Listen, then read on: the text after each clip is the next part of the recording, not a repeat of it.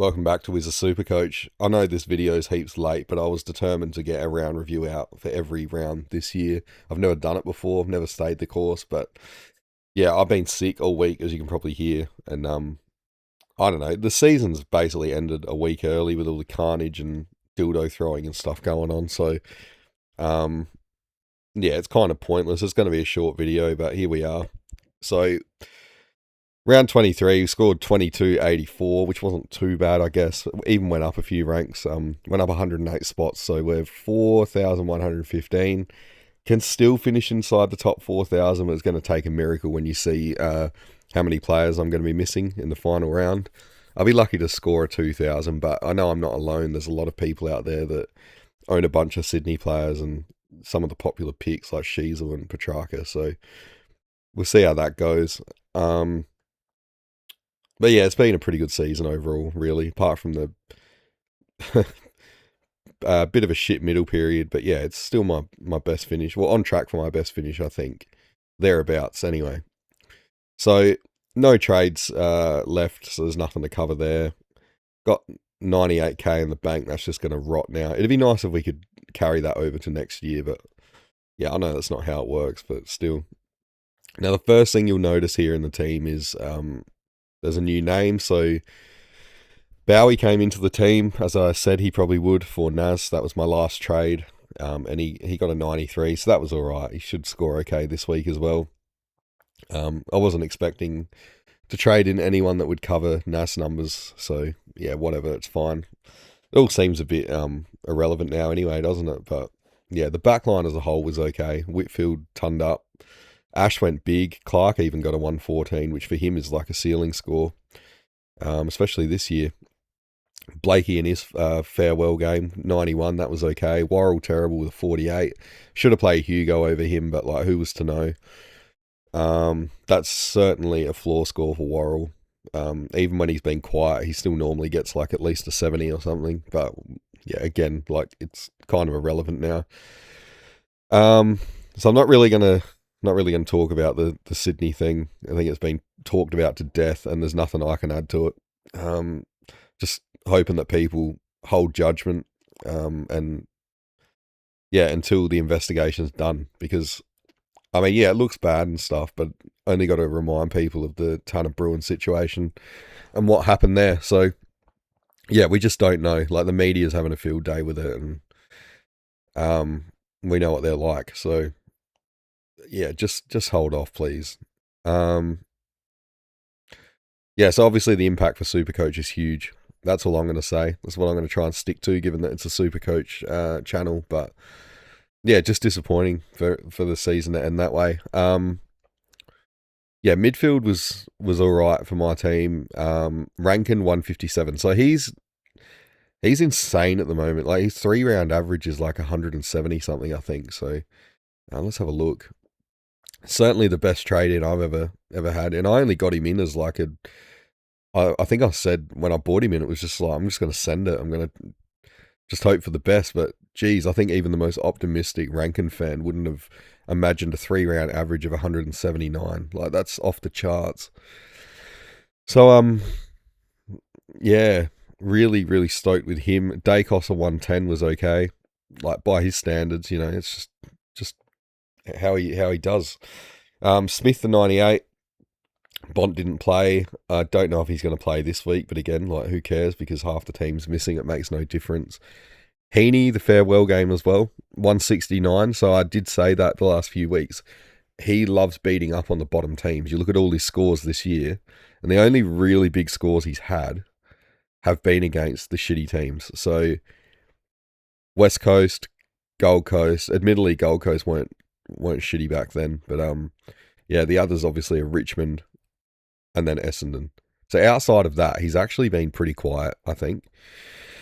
But you know, total points is what we play for. So if you can beat up on the bottom teams, that's what we want. It'd be nice if it's not going to happen, because the Swans, they've finished second on the ladder. But next year, if the Swans were to, assuming Heaney's not in prison or something, I doubt it, but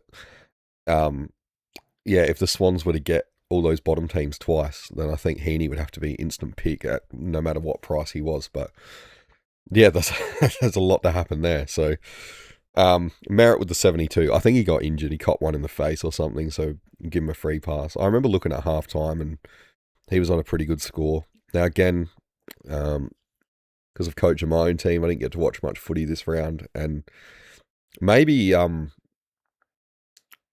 maybe not in a good way for Supercoach, but I'm going to be going around again next year. They've extended me for another year as coach, so I'm not going to get to watch too many games next year.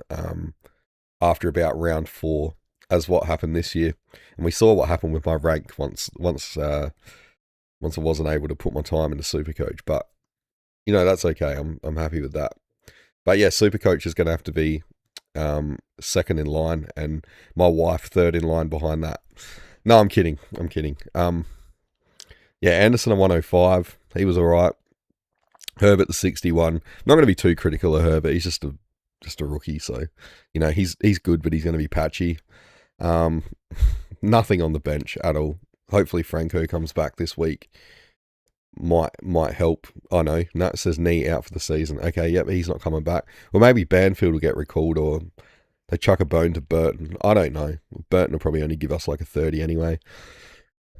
So I've EC Gorn, and I took the 139, obviously.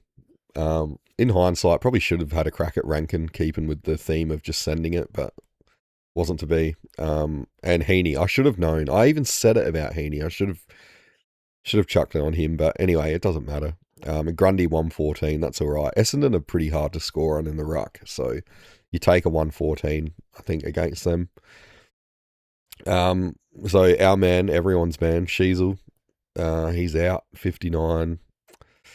Yeah, copped the one in the jaw or the cheekbone or whatever. It's broken. Not good.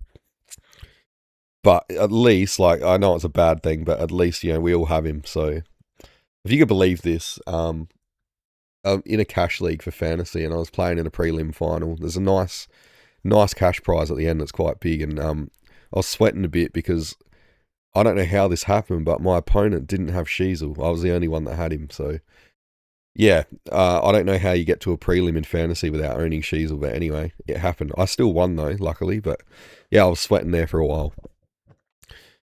Hills 139, just continuing to do what he did. He's been another really good trade in. As soon as Sinclair went down, I just got him straight in.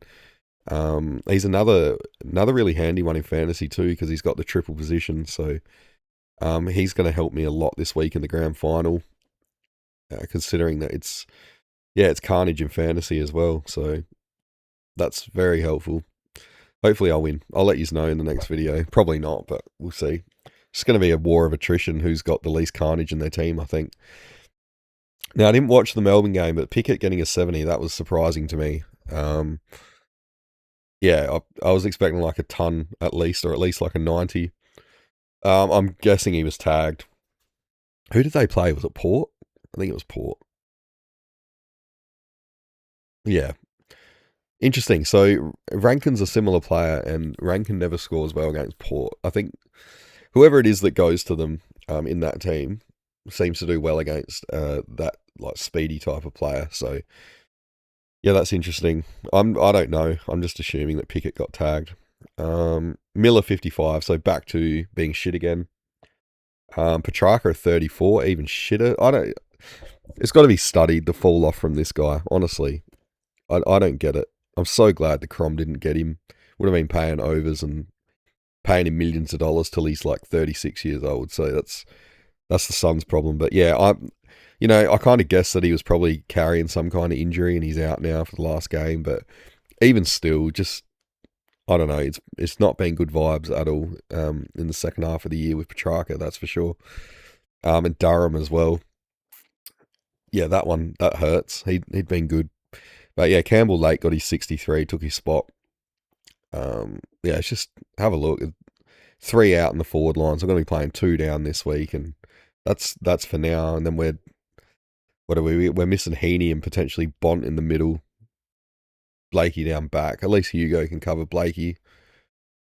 Yeah, we're in a bit of shit here, so I'm not too worried about what happens this week. Like, whatever happens, happens. I got no control over it anymore. And then Cherry in the flex, a 101. He's actually been all right at the end of the season. If we look at his scores, Like he's certainly not the Cherry of old, but 101, 99, 109, 77, 78, 133, 70, 106, 152. So he's just patchy.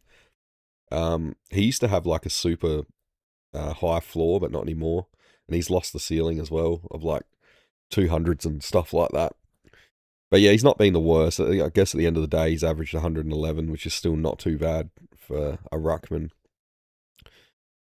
So yeah, that's just like the team in tatters. That's what it looks like. So as I said, it wouldn't be a long video. I'm actually struggling still to talk really. But yeah, let me know in the comments the extent of carnage for your team. I'm sure there's far worse ones out there than mine. Yeah, I feel for people. If you had Warner, Heaney, Blakey, I'm guessing no one really had Bice or who's the other one?